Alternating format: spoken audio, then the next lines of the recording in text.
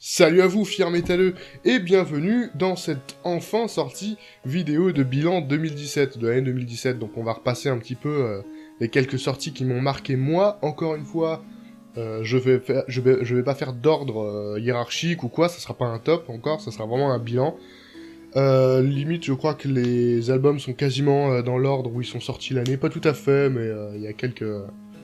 En gros, c'est ça, et vous verrez que, étonnamment, dans ce bilan, il y a beaucoup plus de groupes français que d'autres. Alors attendez, je crois que j'ai 14 groupes, j'en ai combien 1, 2... Mais attendez, mais j'en ai combien les pas français 1, 2, 3... Bon, sur 14 groupes, non, sur du coup 13 groupes, j'ai 10 groupes français. Donc franchement, cette année, on pourra vraiment pas dire, ouais, que le métal français, machin chose, bon, c'est un truc qu'on dit plus trop maintenant, hein, en général. Mais voilà, cette année, pour moi, était pas francophone, du coup, pas pour la plupart, mais était française, en tout cas. Si on veut parler de fierté nationale et de tout ça, tout ça. Mais on va commencer, du coup, avec un groupe qui sort son premier album et qui n'est pas français, qui est un groupe italien qui s'appelle Maze of Sothoth. Alors, vous remarquez peut-être qu'avec le nom, ça parle un petit peu de Lovecraft, et effectivement, c'est le cas, donc c'est un groupe de death, de brutal death italien, qui joue un petit peu dans la veine de ce qu'on peut faire Suffocation ou Dying Fetus, alors pas avec le dernier album, mais plutôt ce que faisait un petit peu avant Dying Fetus. Et voilà, ce côté vraiment... Ou alors à la limite Hour of Penance, ce genre de groupe-là.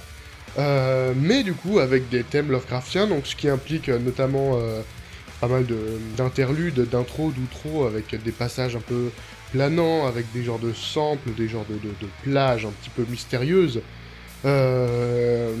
Pour faire des petites interludes entre le gros défouraillage.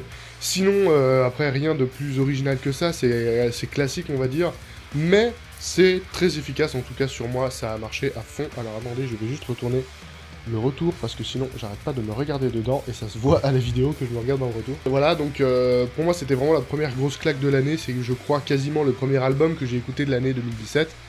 Je sais plus comment, je crois que je suis tombé dessus sur YouTube complètement par hasard. C'est le premier album donc de Maze of Sothoth qui s'appelle Soul Demise, je l'avais pas dit, et qui est sorti chez Everlasting Spoo, un label très sympa qui sort pas mal de trucs un petit peu cool en ce moment.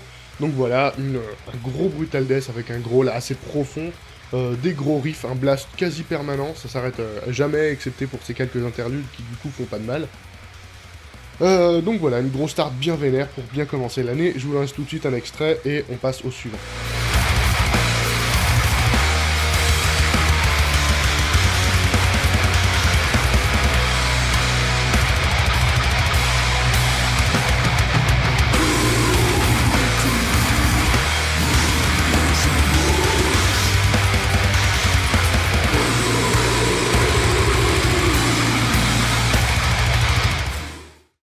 Pour le suivant, donc, on va pas se priver de encore se manger des gros starts dans la gueule. Ça va être encore du gros défouraillage, et cette fois du gros défouraillage français.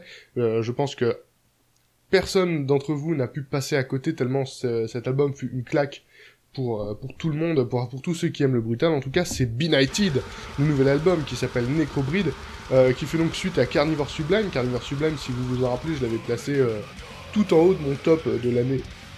Quelle année 2014 Il me semble que c'était l'année 2014, et c'était vraiment pour moi une des pures claques. Et Necrobreed, alors sans surpasser Carnivore Sublime, il l'égale tranquillement. Pour moi, c'est les deux albums là qui se font suite, qui sont deux énormes tueries. Pour moi, de toute façon, Benighted, c'est clairement l'un des meilleurs groupes d'extrême qui soit. C'est celui qui gère le mieux et la brutalité, et la mesure, et le groove. Il y a beaucoup... C'est, voilà, un album alors qui est beaucoup plus grindcore qu'avant, là où l'autre pouvait être plus death, brutal death. Celui-là est plus grindcore, c'est-à-dire qu'il y a beaucoup plus de passages complètement défoncés, quoi. Ça blast quasi sans arrêt aussi, il y a des passages complètement avec une voix vraiment déchirée, une voix perçante. Et alors c'est toujours des performances hallucinantes de Julien Truchant, le chanteur, qui sont... vraiment absolument dingue, hein. C'est un vocaliste complètement fou. Et tous les musiciens sont complètement fous dans ce groupe, c'est vraiment ultra brutal, ultra... c'est très très très cathartique, enfin vous pouvez pas l'écouter sans devenir fou dans votre cerveau. Et donc beaucoup plus grindcore, avec aussi un côté plus groovy dans certaines parties. Et c'est vraiment pas mal, quoi, parce que du coup, ça fait vraiment une super bonne mesure et tout. Il y a un morceau avec le chanteur de... Alors c'est Trevor de Black Dahlia Murder, il me semble. Où pareil, ça défonce, il ramène sa grosse voix par-dessus. Les refrains de l'album sont tous mémorables, ce qui est étonnant, on va dire, hein, pour un album de type, justement, Death Grind. C'est... on peut tous les gueuler en chœur, et se les faire dans sa tête et tout, c'est vraiment... voilà, un album qui est vraiment efficace, qui se retient vraiment, et qui pourtant est une vraie tuerie de brutalité, c'est un vrai massacre. Qu'est-ce que j'ai noté d'autre? Ah oui, le concept encore de l'album qui est aussi intéressant, c'est encore un concept... donc ça fait, je sais pas s'ils font ça depuis leur début, mais en fait déjà au dernier album, No Carnivore Sublime avait déjà un concept autour d'un cas psychologique en fait, vu que Julien Trichant est infirmier psy, du coup il peut imaginer facilement. Alors je sais jamais s'il reprend des cas qui existent ou s'il les imagine, mais alors vu comment c'est barré, j'imagine qu'il les fabrique un peu lui-même, encore que, on sait-on jamais. Et en gros là, on est dans l'histoire d'un personnage qui se greffe, je vous raconte pas tout, parce qu'évidemment il y a beaucoup de choses qui sont à découvrir avec l'album, mais un personnage qui se greffe des cadavres d'animaux morts sur le corps pour leur redonner vie et tout. C'est un truc ultra barré, ultra psycho que les meilleurs films d'horreur ne font pas, et qui devrait d'ailleurs, ça pourrait être sympa, enfin je pense qu'il y en a qui font des trucs du genre, mais voilà. Et voilà, enfin c'est vraiment une avalanche de violence, on n'a pas de répit. Je vous laisse un extrait et on passe au suivant, on va essayer de se reposer la tête. Voilà.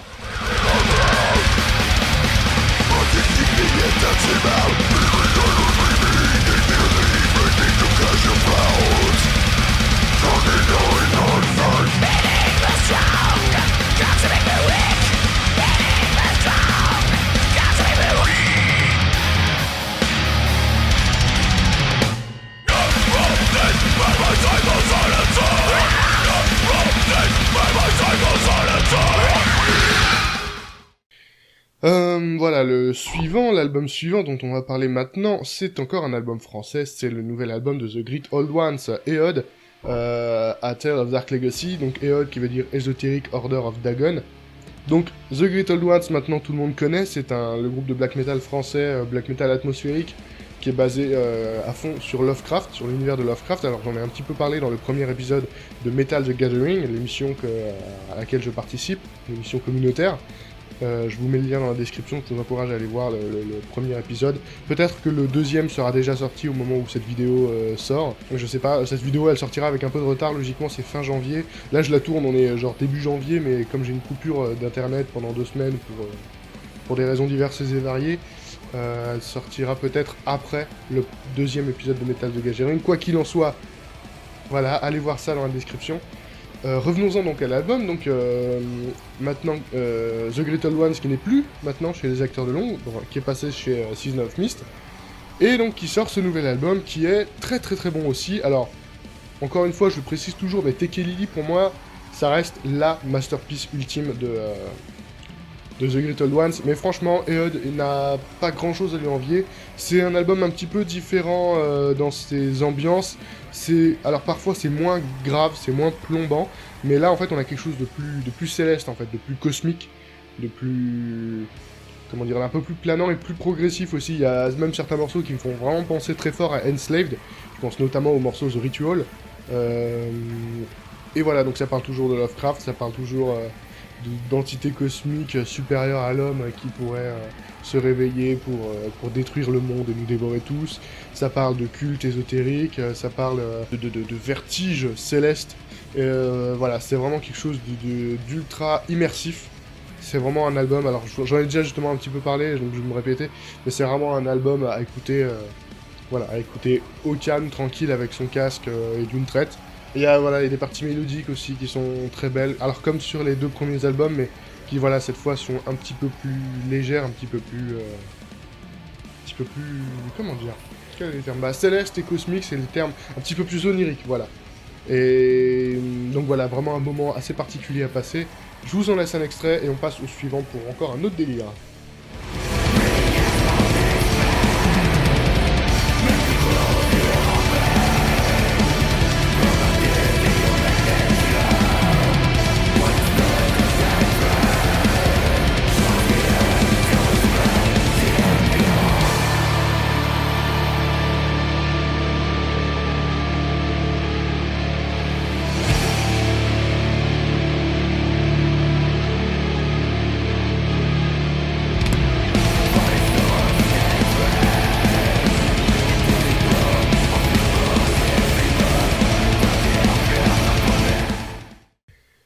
Voilà, le nouvel album qu'on va voir là maintenant, c'est encore un groupe français qui a pas mal percé ces derniers temps et qui a fait un genre d'explosion dans le enfin d'explosion, c'est beau à dire, mais disons qu'il y a eu un genre de succès assez conséquent, on va dire, dans la scène Death Underground. Et il s'agit de Necrovretch. Necrovretch, c'est quoi? Bah en fait, c'est du death metal assez old school, à tendance occulte à fond, avec du coup une esthétique un peu plus black et même un chant plus criard et ce genre de thématique là. Donc c'est vraiment un retour un peu dans le passé. Enfin dans le passé, mais pas tout à fait, parce que voilà, il y a ce côté qui est très occulte, très caverneux, très sombre, que ne faisaient pas forcément les groupes de death du début, parce que j'étais du coup plus dans un délire un peu gore, plus dans un délire un peu machin.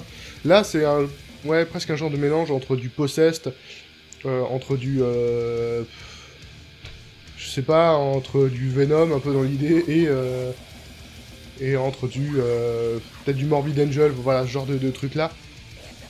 C'est un genre de gros mix de toutes ces influences-là. Alors c'est un genre de mix qu'on voit en fait pas mal en ce moment. Il y a mine de rien pas mal de groupes qui sont dans ce délire-là, surtout que voilà, les thématiques de l'occulte, les thématiques des mystérieux, de l'ésotérique en ce moment, c'est un petit peu...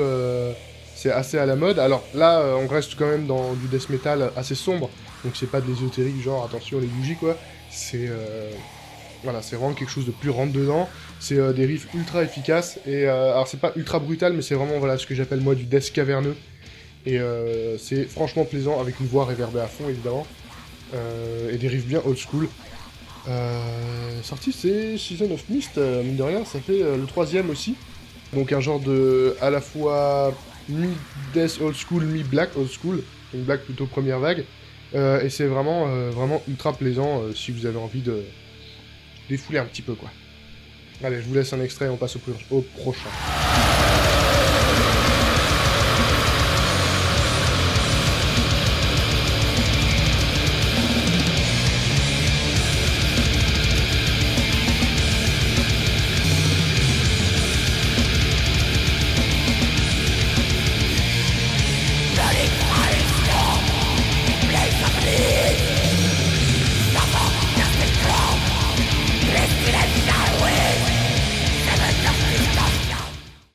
Et le nouvel album dont on va parler dès à présent, c'est le dernier album de... Attention, ça va changer par rapport à ce dont j'ai parlé jusqu'à présent.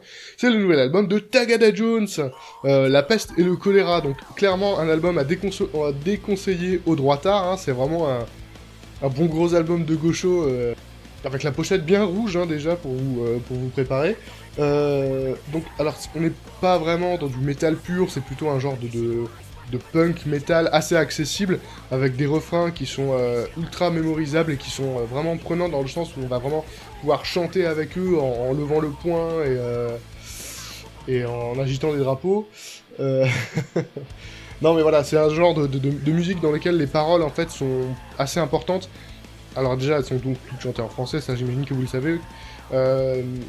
Et elles sont toutes très compréhensibles, elles sont assez simples, même parfois un peu simplistes, mais franchement, ça fait du bien quand on est, du coup, quand on passe notre journée sur Internet et qu'on voit des tas de commentaires, des tas d'articles, des tas de news politiques, des tas de news d'actualité et tout ça. Franchement, ça fait du bien de s'écouter un album, voilà, un peu vénère, même avec des paroles simplistes. On a un moment, il faut juste que ça sorte un peu, que ça exprime un petit peu la rage qu'on peut avoir en nous et tout. Alors évidemment, ça je l'ai redit, hein, ça dépend vraiment de quel bord politique vous êtes. Hein. Si vous êtes pro-Fillon ou pro-Marine, ça va pas vous parler. Mais voilà, il y a franchement des morceaux qui sont ultra prenants, ultra efficaces. Alors on va dire un peu le tube qui était sorti, c'était Mort au con, qui est franchement génial, qui doit être vraiment super cool en concert. Et il y en a quelques autres, il y a Perte et Fracas, Pas de futur aussi. C'est un album qu'il faut écouter pour ne pas se laisser endormir, on va dire, par les classes politiques et tout ce qui se passe un petit peu dans le monde. Voilà, c'est pour un petit peu rester éveillé, même si c'est presque enfantin, enfin ça a un air un peu innocent. Franchement, ça fait du bien et c'est cool de chanter avec eux, quoi. On laisse un extrait et on passe au suivant. La Corée du Nord veut l'arme nucléaire. Poutine, l'ensemble de la terre. De petits Chinois exploitent de petits Africains. Ils traitent de bien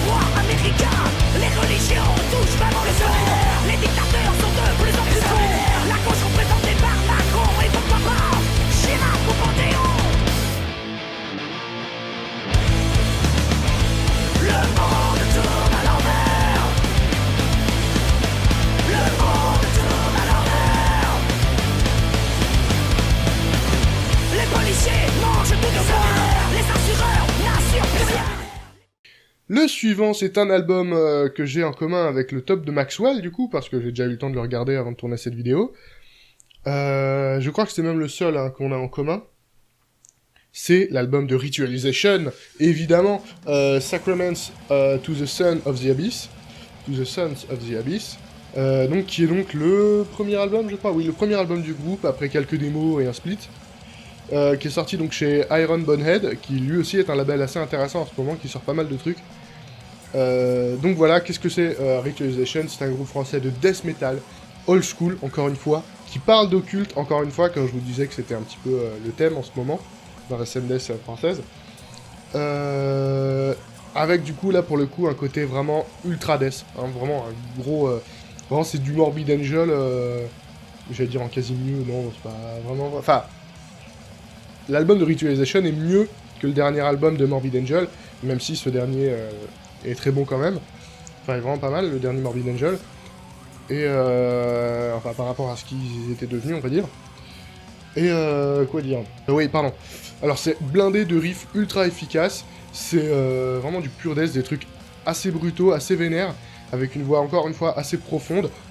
Tout blindé dans la reverb, évidemment. Et tout ça, donc, c'est appuyé par l'illustration de Chris Moyen, qui est un dessinateur français, lui aussi, qui est assez... qu'on assimile souvent à Mark Riddick, parce qu'ils ont un style qui peut un petit peu se ressembler. D'ailleurs, j'ai prévu une émission... alors, je sais pas si vous vous rappelez, j'avais fait une émission sur un dessinateur qui s'appelait Mark Riddick. L'émission s'appelait « Dessine-moi un squelette ». Il y a un épisode 2 qui est prévu. Alors, c'est vraiment une émission qui sera une fois de temps en temps, quoi. Mais voilà, et l'épisode 2, je vous le dis déjà, c'est sur Chris Moyen, pour justement faire un lien avec Mark Riddick. Et après, on passera peut-être à autre chose. Mais voilà, donc Chris Moyen, qui est un dessinateur ultra intéressant, que vous avez déjà vu partout, si vous fréquentez un petit peu les milieux Death Black Underground. Voilà, donc c'est vraiment une ambiance ultra sombre. En fait, c'est vraiment une petite perle de death metal caverneux, encore une fois, qui doit être aussi vachement bien à voir en live. Je vous laisse maintenant un extrait et on passe au suivant.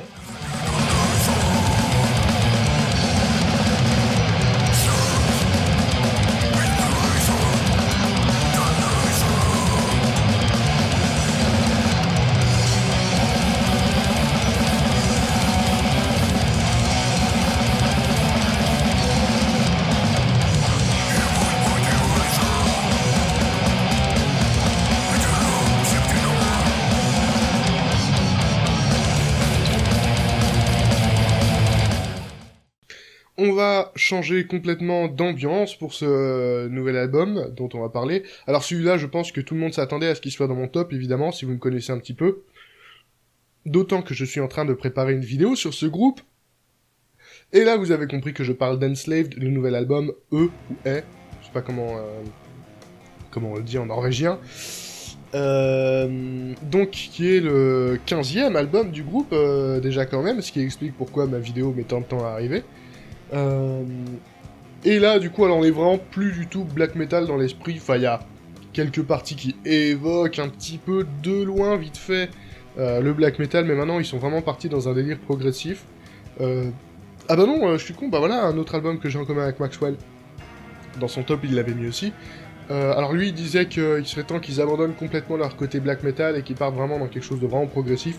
Pour moi, là, c'est quasiment le cas. Ils ont presque plus rien de black metal, maintenant ils sont vraiment dans du progressif, alors du progressif assez planant, assez lancinant, bah, comme ce que fait en fait, comme ce qui a commencé vraiment, c'est dans leur période, si vous voulez, avec à partir de Axiomatic Houdini, Retir, In Times, maintenant c'est vraiment dans la continuité, c'est à peu près du même tonneau, d'ailleurs ils évoluent plus tellement par rapport à ce qu'ils évoluaient entre chaque album avant ça.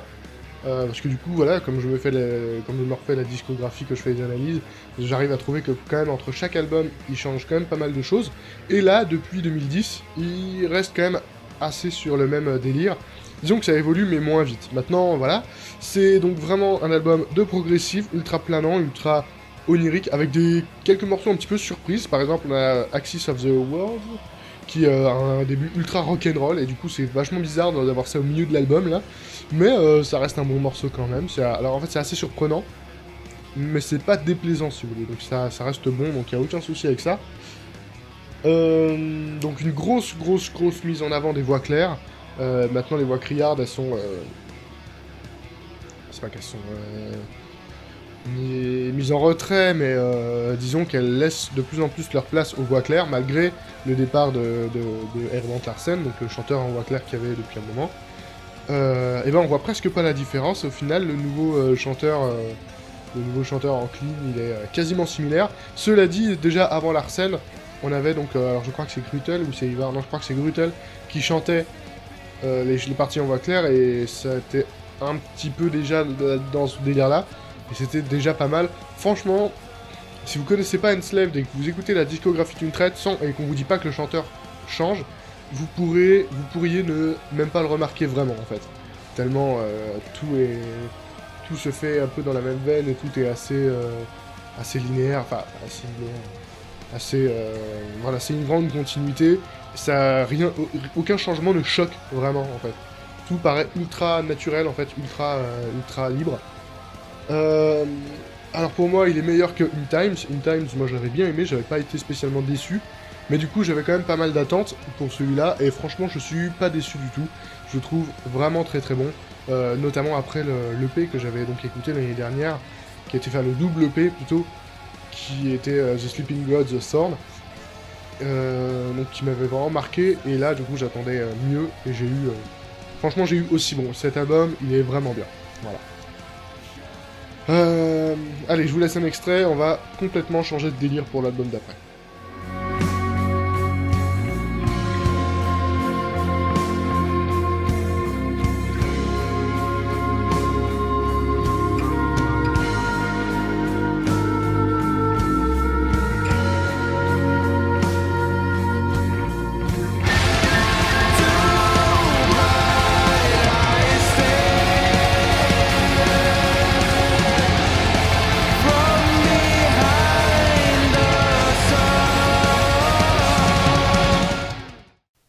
Et voilà le nouvel album dont on va parler dès à présent, c'est le nouvel album de Babylon Pression. Heureux d'être content.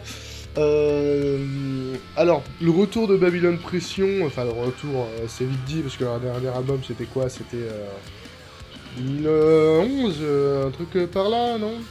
Je crois que c'était 2011, mais je suis plus sûr.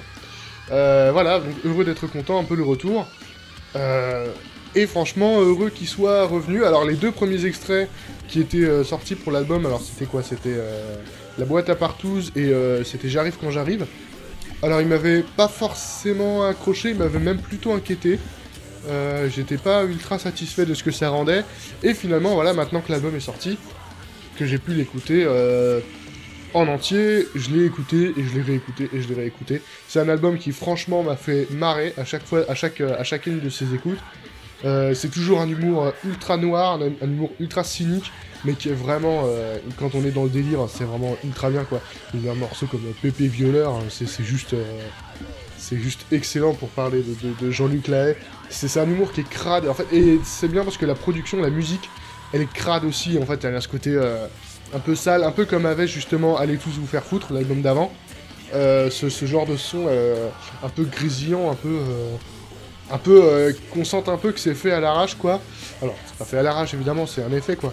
Mais voilà, avec une musique assez rock'n'roll. Franchement, les paroles sont hyper bien écrites dans le sens, c'est pas poétique si vous voulez, c'est pas du tout ça quoi. Mais c'est des dialogues en fait plus que des paroles et c'est franchement c'est juste génial. On a souvent dit, j'entends un peu partout que c'est un groupe engagé, Babylon Pression. Pour moi, c'est pas vraiment ça. Enfin, c'est pas engagé dans le sens militant. Ça va pas être, ils vont pas porter des messages, ils vont pas défendre des idées.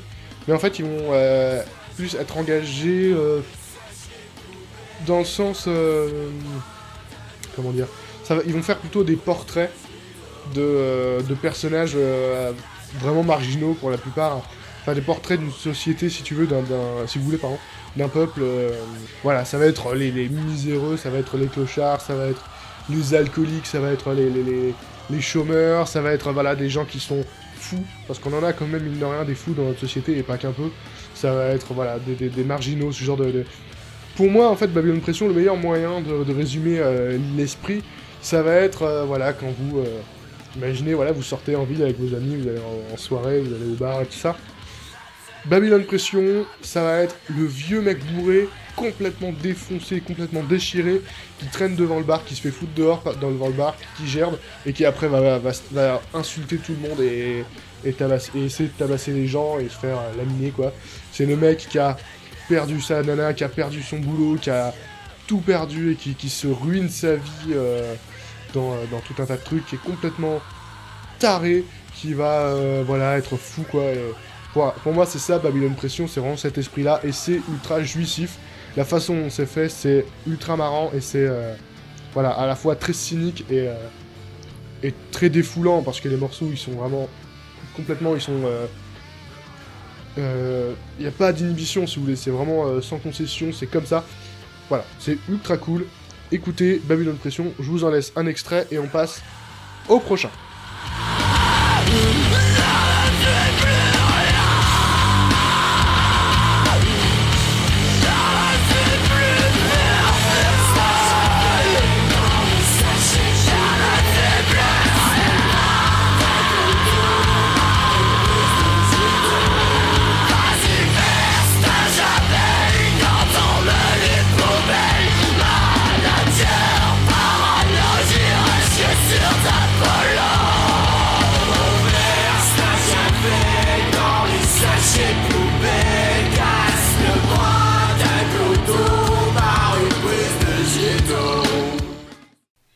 Le prochain album dont on va parler dès à présent, c'est le premier album du One Man Band, Time Lurker, donc qui est français aussi, du coup je l'avais pas compté, mais du coup ça m'en fait 11 sur 13 qui sont français.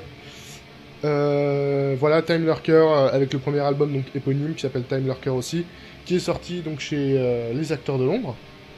Alors il y a beaucoup de choses très bien qui sont sorties cette année chez Les Acteurs de l'Ombre, mais voilà, moi celui que j'ai retenu c'est celui-là. Donc alors, c'est un petit peu un héritier spirituel, on va dire, du groupe Catacombe.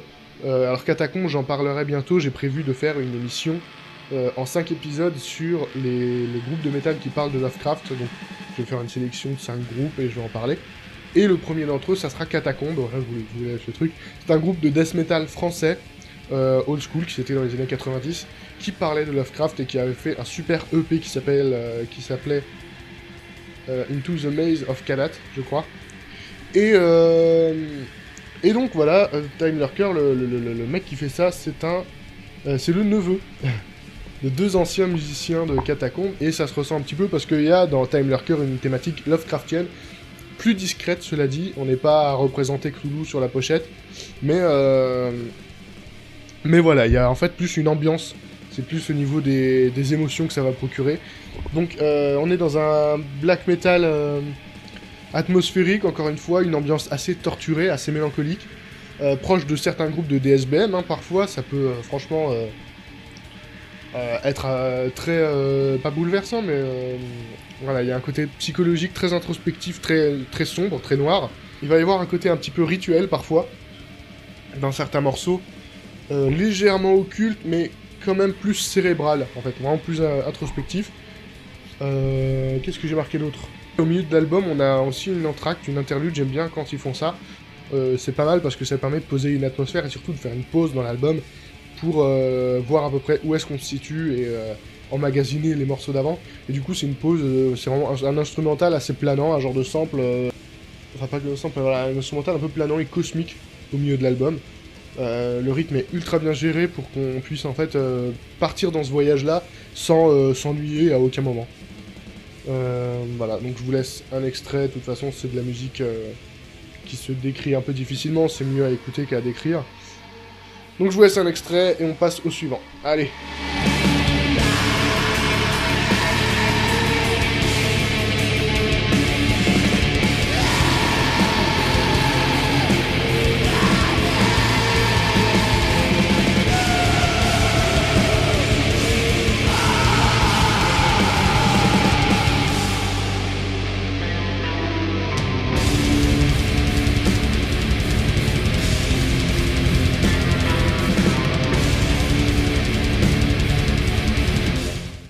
Le nouvel album dont on va parler maintenant, c'est le premier album, le premier oui, je crois que c'est le premier album de King Weed.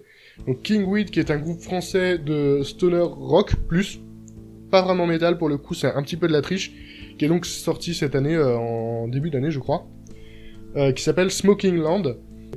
Donc un genre de stoner rock instrumental, qui est vraiment donc là fait pour le voyage. Ils en ont sorti un deuxième, là, en fin d'année, je l'ai vu au moment où je préparais ma vidéo, où j'écrivais mes petits commentaires et tout.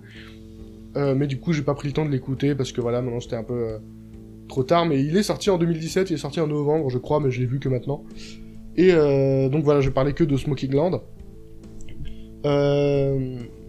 Qu'est-ce que je voulais dire? Ah oui, une ambiance très posée. Donc voilà, donc un album qui est vraiment parfait pour se détendre, pour voyager un peu, pour marcher, pour faire la sieste, c'est vous qui voyez. Alors c'est très détente, mais c'est pas psychédélique non plus. C'est vraiment plus, il faut plus imaginer.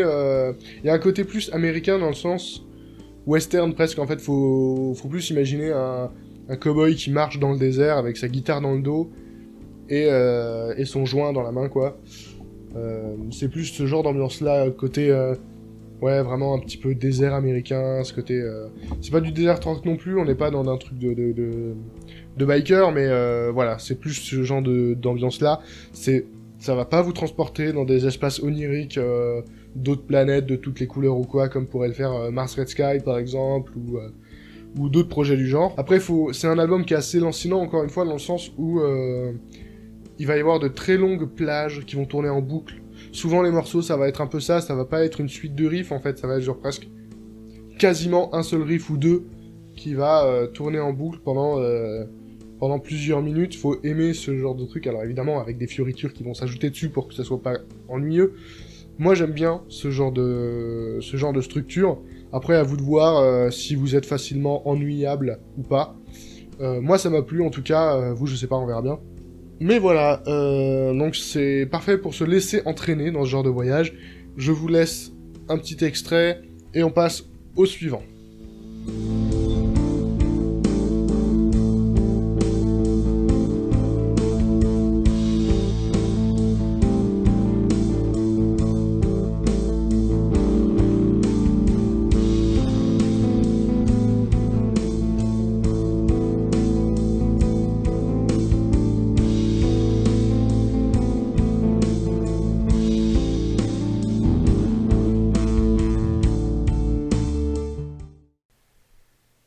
Bon, le prochain album dont on va parler dans ce bilan, alors je sais pas si vous vous rappelez, dans ma vidéo collection, je vous ai parlé d'un groupe de black metal lorrain qui s'appelle Lot, et qui m'avait envoyé son premier album en vinyle, son premier album qui était éponyme, il me semble, qui s'appelait Lot aussi, qui était vraiment, vraiment très très bien. Et donc là, cette année, ils ont sorti leur second album qui s'appelle Apocryphe, et du coup, je l'ai reçu aussi en vinyle, et c'est ultra bien. Franchement, cet album, il mérite à fond d'être dans le bilan de quelqu'un, et comme tout le monde connaît pas ce groupe, j'espère vraiment que ça vous poussera à aller l'écouter. Je crois qu'il est disponible de toute façon sur internet, sur le bandcamp du groupe, je vous encourage à aller faire un tour. Lot, hein, donc L-O-T-H. Donc voilà, c'est le deuxième album qui est sorti donc chez Specific Records. Le premier morceau de l'album, alors c'est 4 morceaux à nouveau, et le premier morceau c'est une ballade, qui est pas du tout métal, qui est donc une reprise d'une chanson médiévale, d'une ballade médiévale, qui est chantée par une femme,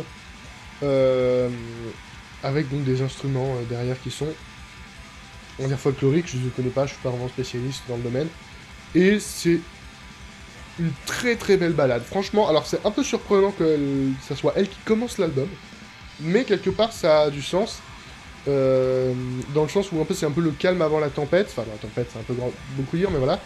C'est une super belle ballade qui est vraiment belle, que vous allez vous surprendre à chantonner pendant un bon moment après, parce que la mélodie est jolie, la voix de la fille est très belle, je sais pas qui est la chanteuse, j'ai pas regardé. Et donc rien que pour ça, je conseille à fond l'album, rien que pour cette balade, c'est un morceau que je m'écoute souvent. Et après ça, donc, on fait... ça ouvre sur un black metal qui est très posé, on va dire, qui est jamais vraiment... Il y a des passages un petit peu blast, un peu rapide et tout, mais c'est souvent un tempo assez lent. Ça va être en fait un black metal assez... pas épique, qui va être vraiment plus basé sur la contemplation, sur l'errance. Ça va être un côté un peu mélancolique, sans que ça soit dépressif non plus. En fait, si vous voulez, donc les pochettes des deux albums, c'était la forêt. C'est des photos de forêt. Et c'est un petit peu ce qui exprime le groupe. C'est voilà, c'est un peu l'image d'une balade dans la forêt qu'on ferait seul. Éventuellement, pourquoi pas sous la pluie. C'est un peu ce que peut évoquer les images que peut évoquer cet album. Voilà, une balade en forêt seule, sous la pluie, où on repense à plein de choses, où on fait un genre d'introspection, où on se laisse un petit peu dériver, où on erre sans suivre un chemin particulier, voilà. C'est ce genre d'ambiance que propose l'album. Moi, ça me plaît à fond. Il y a des passages qui sont très très beaux. Il y a des interludes à la guitare acoustique par moment dans les morceaux, parce que c'est des morceaux assez longs à chaque fois, qui sont juste là pour amener un peu de beauté, un petit peu de sérénité en fait, dans la musique, dans les morceaux, avant que ça reparte en mélancolie, en errance. C'est pas du Alceste, hein, c'est pas positif si vous voulez, mais il y a un côté... Bon, je vais me reporter sur mes notes parce que je me laisse... voilà. Donc un black metal qui invite à la contemplation, à l'errance, assez mélancolique et très beau, voilà, avec des belles mélodies. Je vous en laisse un extrait et on passe au suivant.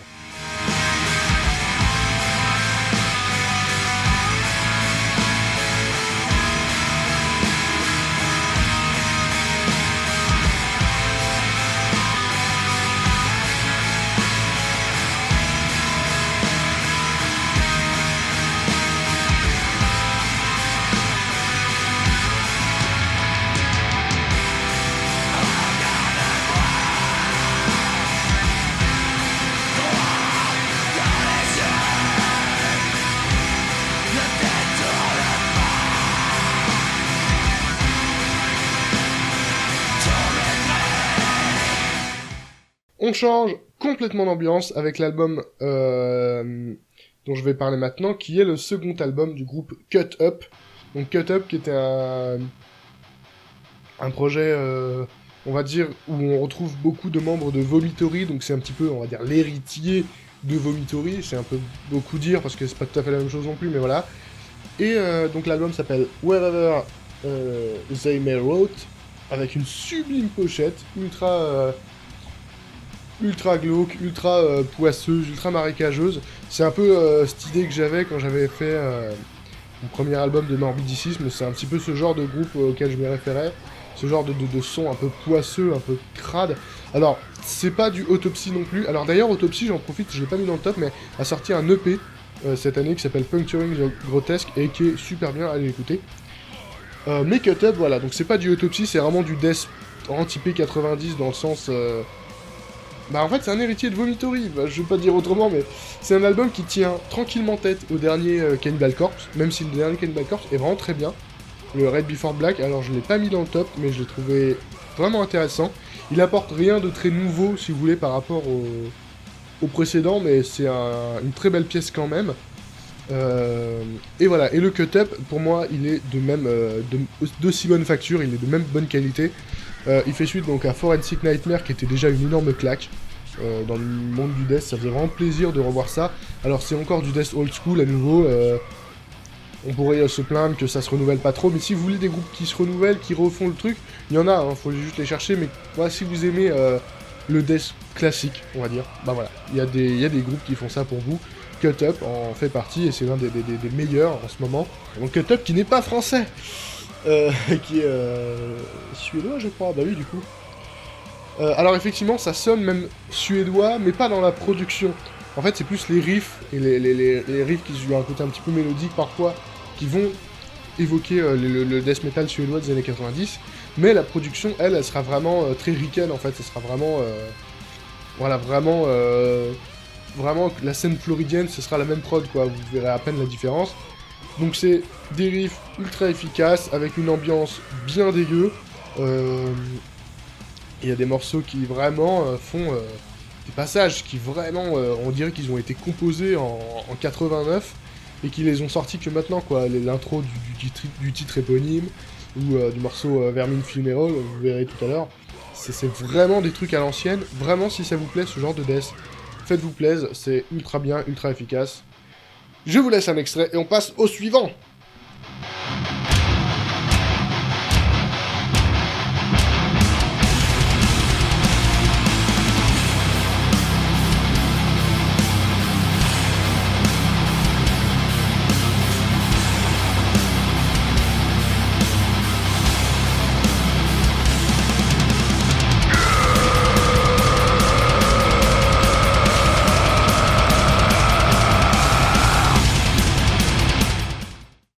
Le nouvel album dont on va parler dès à présent, une formule que j'aime bien dans cette vidéo, j'ai pas arrêté de la dire depuis le début, je crois, c'est le nouvel album d'Acme, qui est donc l'album éponyme.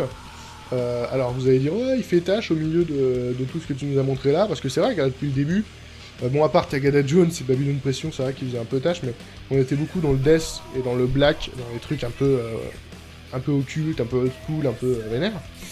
Voilà, Acme, donc moi je suis fan du groupe de toute façon, donc vous y attendiez aussi. Donc le nouvel album qui s'appelle Acme, donc, et qui a pour pochette une photo du groupe. Ce que je trouvais un petit peu dommage, parce que moi j'aimais plutôt bien leur direction artistique qu'ils avaient là jusqu'à maintenant. Je trouvais qu'ils avaient quand même une certaine personnalité. Alors déjà dans le son, Acme est un groupe qui a une personnalité, mine de rien. Je trouve qu'il n'y a pas grand chose qui ressemble à Acme. Et au point que moi je sais même plus trop dans quoi les classer. C'est plus du tout, plus rien à voir avec la scène néo-metal des années 2000. Ça a plus grand chose à voir avec le rock un peu traditionnel qu'ils avaient aussi à un moment. Moi pour le moment j'ai rangé ça dans post-hardcore. À vous de me dire ce que vous en pensez. Ça va être dans la veine de ce qu'ils ont fait jusqu'à présent, sauf que en fait dans la composition, alors même si la production ça reste beaucoup plus on va dire virtuose, entre guillemets, beaucoup plus technique que ce qu'ils faisaient au début, mais dans la composition on sent une influence, un genre de retour aux sources de ce qu'ils faisaient, donc les premiers riffs qu'ils composaient, bon c'était un autre gratteux, mais voilà, les premiers riffs qu'ils composaient, là on sent un genre de retour à ce genre de composition là, mais avec la production, avec les moyens techniques actuels, avec les musiciens actuels qui sont pour la moitié différents. Et ça marche vraiment super bien, le rythme est beaucoup mieux géré que sur l'album précédent. Alors l'album précédent qui était Dévisager Dieu, je l'avais beaucoup aimé, et à force de l'écouter, je me suis rendu compte d'un truc qui m'avait un peu agacé, c'est que chaque morceau était quasiment composé de la même façon, quasiment, hein, c'est pas tous, mais quasiment chaque. C'était des morceaux un peu vénères, avec au milieu une chute de tension d'un coup, avec un passage très calme, très planant, très doux, et d'un seul coup ça repartait, et en fait tous les morceaux faisaient ça, et du coup c'était un album qui était constamment en dents de scie comme ça, et franchement c'était à force un peu gavant, c'était un rythme qui était pas terrible je trouve. Là les morceaux sont beaucoup mieux gérés, dans le sens où il n'y a plus voilà, cette même composition qui est tout le temps la même. On va avoir des morceaux vraiment vénères comme Rien ne nous arrêtera, donc en featuring avec Renaud, le chanteur de Lofofora. On va avoir des morceaux un peu plus calmes, on va avoir des morceaux qui seront un peu entre les deux. Voilà, le rythme sera mieux géré, même le rythme de l'album en général est mieux géré. Donc on a d'abord au début les quelques tubes, ensuite quelques morceaux un peu plus posés, puis un morceau à vénère, puis un morceau posé, puis voilà. Et ce jusqu'à la fin de l'album où on va avoir des morceaux un peu plus planants. Donc voilà, vraiment ça va être bien, le rythme de l'album est bien. Le chanteur n'a vraiment plus rien à prouver du tout, il a vraiment un super niveau. Il a donc sur tout l'album un genre de reverb sur sa voix qui le fait paraître un peu distant, mais qui marche vraiment bien avec le chant en français, son chant un peu rock, en fait, un peu éraillé, et ses hurlements, et un chant doux. Il a en fait une assez bonne palette de chant, et ça marche plutôt bien, ça permet en fait d'avoir pas mal d'émotions en fait au sein de l'album. Quoi d'autre les refrains, les morceaux sont assez identifiables, les refrains, on peut même les chanter avec lui, c'est même ce que je fais souvent. Donc voilà, pour moi, un album très très bon qui n'a rien à envier à aucun autre groupe qui soit, hein, c'est pas parce qu'on dit Acme que forcément, voilà. Non, pour moi, vraiment un très bon album. Je vous en laisse un extrait et on passe au dernier. On passe au suivant qui sera le dernier. Voilà.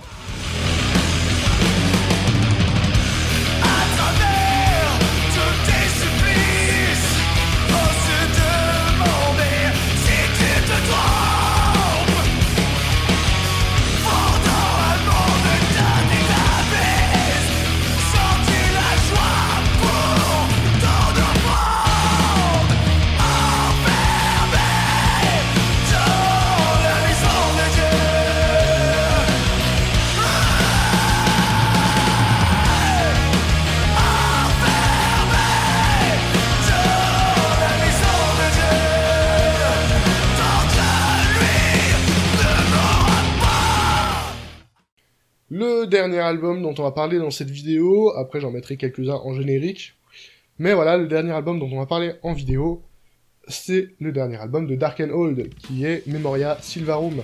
Donc Dark and Old, dans leur qui est sorti... il est pas sorti chez les acteurs de l'ombre, lui? Je sais plus. Je suis pas sûr, maintenant que je vous dis ça, je suis pas sûr, je l'ai pas noté. Enfin bref, c'est le 4e album donc, de Dark and Old. Moi j'étais littéralement tombé amoureux du précédent, qui était Castellum, que j'avais découvert un peu sur le tard. Après ça, après avoir découvert Castellum et en être tombé dingue, je m'étais écouté le reste, et Castellum restait mon préféré. Maintenant il y a Memoria Silvarum, qui le vaut pour moi, qui est aussi bon, qui est aussi entraînant. J'ai une petite préférence toujours pour Castellum, parce que voilà, c'est celui qui m'a le plus marqué, puis... En fait, chaque album, si vous voulez, est un portrait, un genre de paysage, plus, ou Castellum, donc on pouvait très bien s'imaginer, un peu comme sur la pochette, en fait, la très belle pochette d'ailleurs, on pouvait s'imaginer regarder un château de loin, et tout ça, marcher, voilà, sur les chemins dans des plaines, où on voit des châteaux forts au loin, ça marchait plutôt bien. L'album d'avant, qui était Echoes from the Stone Keeper, on voyait très bien l'ambiance d'un donjon, on était dans un côté plus sombre, plus renfermé. Et là maintenant, Memoria Silvarum, c'est une forêt, clairement, comme sur la pochette, et de toute façon, c'est ce que veut dire le titre. Et ça marche, en fait, on a du coup une ambiance beaucoup plus positive. Bon, c'est du black metal épique, assez mélodique, avec des belles, hein, vraiment des belles mélodies. On a même des passages au clavier qui sont assez beaux, avec un clavier un petit peu old school, un petit peu comme ce qu'on avait sur les premiers albums d'Enslaved, si vous voyez un peu ce que je veux dire.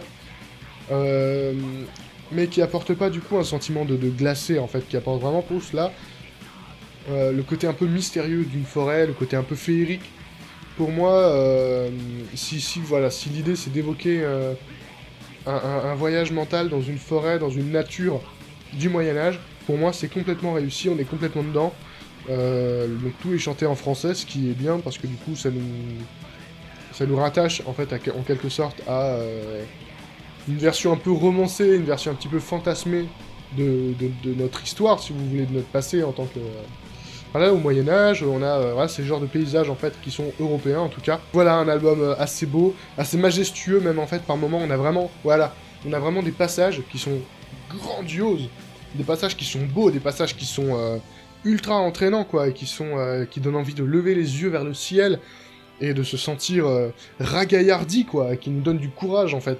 C'est vraiment un album qui évoque plein de choses en fait pour nous. Alors pour moi en plus qui est, donc vous avez vu si vous avez regardé ma vidéo sur Melicorne, qui suis très attaché à la forêt dans laquelle j'ai grandi, et bah franchement bah là, Memoria Silvarum il m'a sans cesse tout au long de l'album rappelé ça, rappelé ses promenades, rappelé ce genre de sentiment qu'on a quand on est seul au milieu d'une grande forêt où tout ce qu'on entend c'est le chant des oiseaux et le vent dans les branches.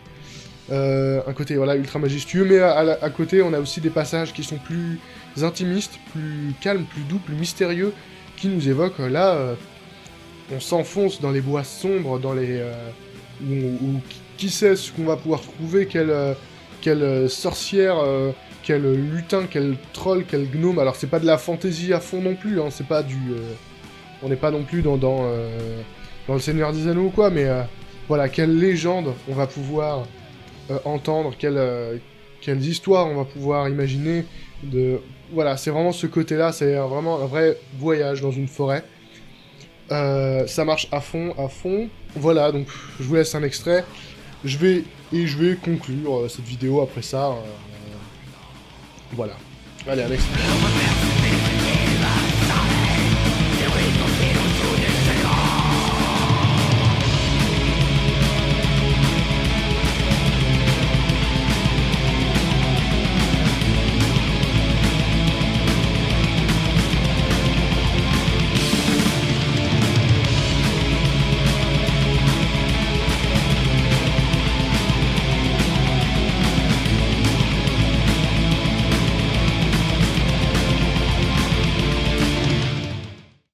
Et voilà, donc maintenant cette vidéo bilan de l'année 2017 s'achève. Quoi dire Bah pour ma chaîne, c'était pas la plus riche des années, j'ai pas fait grand chose cette année, j'ai pas sorti beaucoup de vidéos. Donc là je vous dirais bien des tonnes d'excuses, comme quoi les études, machin chose, mais au final, non, c'est plus... des facteurs un peu différents, ça a pu être une baisse de motivation, j'ai eu aussi un gros moment où j'avais juste pas envie de m'occuper de ça, où j'avais envie plus de m'investir dans d'autres projets. D'ailleurs, je vais en faire la promo maintenant, je suis en train de... Donc j'ai une chaîne YouTube, une autre, qui s'appelle Aristide Apourchot, Reset Illustration, je crois peut-être, mais Aristide Apourchot c'est sûr, je vous mettrai le lien dans la description, je vous encourage à aller la voir. Une chaîne de dessin, en fait, où du coup vous pourrez me voir dessiner. Alors pour le moment j'ai mis que des dessins qui ont été faits sur tablette graphique, parce que c'est plus facile à capturer, mais il y aura des dessins papier dans pas longtemps. Voilà, pour le moment j'ai plus voulu m'investir là-dedans, dans le dessin, parce que c'est quand même finalement ma pratique principale. C'est mon projet phare, c'est le dessin. Moi, ce que je veux être dans la vie, c'est dessinateur. Et des fois ça me saoule un peu de voir que j'ai plus de succès avec Reset Metal qu'avec mes illustrations. Mais c'est pas grave, hein, je veux pas m'en plaindre du tout, mais voilà, j'en profite pour en faire la promo. Et j'ai aussi, je me suis aussi lancé dans un projet un peu particulier cette année avec cette chaîne YouTube là, et donc mes pages Facebook qui vont avec, c'est de créer un jeu de société, donc un peu du type JCE, donc jeu de cartes évolutif. Et donc je vais dessiner donc les cartes moi-même, j'ai inventé les règles, j'ai imaginé comment ça se ferait. C'est moi qui vais le concevoir de A à Z. Voilà, j'en parle un peu plus en détail sur cette chaîne-là, donc je vous encourage à aller voir. Quoi d'autre? Voilà, donc je me suis un petit peu basé sur ces projets-là, j'ai fait aussi un petit peu un petit peu de musique par-ci par-là, mais c'était plus pour moi. J'ai été pas mal en vacances, c'est un peu con de dire ça, mais voilà, en fait, j'ai passé très peu de temps de mes vacances chez moi. Donc j'ai eu assez peu de temps de mes vacances à consacrer à mes vidéos, et puis surtout, voilà, comme je vous le dis, j'en avais pas envie, j'étais pas dans le mood. Là, maintenant, j'ai pas mal d'idées, maintenant que cette nouvelle année, on va dire, scolaire a commencé. Alors, j'ai mon mémoire à faire, évidemment, mais c'est franchement pas ce qui va me prendre le plus de temps, mes études, elles sont ultra light. Donc j'ai pas mal d'idées et j'ai pas mal de motivation maintenant à consacrer à mes vidéos. J'ai pas mal de projets, j'ai pas mal d'émissions que j'ai commencé à écrire. Donc voilà, j'espère que maintenant cette année 2018 sera un petit peu plus riche en vidéos. J'ai l'impression de le dire chaque année, mais voilà, ça coûte rien. Au moment où je tourne cette vidéo, je n'ai encore rien écouté des albums qui sont sortis en 2018. Et je ne sais même pas ce qui va sortir en 2018, donc je vais pas pouvoir vous parler de mes attentes. Disons que je préfère à la limite faire un regard sur comment j'ai vécu mon année musicale. Si vous voulez, moi j'ai vu l'évolution de mes goûts, et je pense que ça se voit si vous regardez mes tops à chaque année, que mes goûts ils changent pas mal, ils évoluent. Cette année, voilà, j'ai vraiment beaucoup aimé tout ce qui avait une certaine atmosphère, j'ai écouté beaucoup de groupes à tendance un petit peu justement occulte, à tendance un petit peu mystique, à tendance médiévale, beaucoup, ou à tendance Lovecraftienne. Voilà, c'était les quatre termes clés de cette année. Donc voilà, si vous avez écouté, ce qui saoule un petit peu Maxwell en ce moment, donc la vague de groupes qui entoure Batushka, ce genre de groupe un peu mystique, moi j'étais à fond dedans cette année, c'était vraiment mon trip. J'ai eu assez peu de déceptions cette année, en tout cas je les ai pas notées, je m'en suis pas rappelé. J'étais plutôt satisfait d'à peu près tout, après je sais que je suis plutôt bon public, donc ça va. Et voilà, disons que cette année, voilà, ça m'a permis un petit peu, même extra musicalement, ça m'a permis un petit peu de me recentrer un petit peu sur moi-même, sur ce que je suis, sur ce que je veux être. Donc une année assez positive pour moi, j'ai très peu de mauvaises choses à en dire. Voilà, j'ai passé une bonne année 2017 qui était pleine de bons souvenirs, qui m'a vraiment aidé, qui m'a fait avancer, je pense, en quelque sorte. Voilà, je suis un peu en train de faire de la psychologie à la con, mais voilà. Et musicalement et tout ça, et j'espère que l'année 2018 sera du même tonneau, qui sera aussi riche, qui m'apportera autant de choses, qui sera aussi positive. Je pense que oui, j'espère qu'elle nous réserve de belles choses. Personnellement, en tout cas, j'ai plutôt des bonnes impressions, en tout cas sur cette année qui va venir.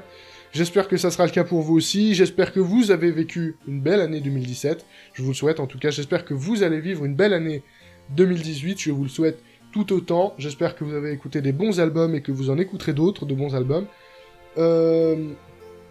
Voilà, j'espère aussi que vous avez bien fêté, hein, puisqu'après tout on n'est pas si loin des fêtes de Noël et tout ça.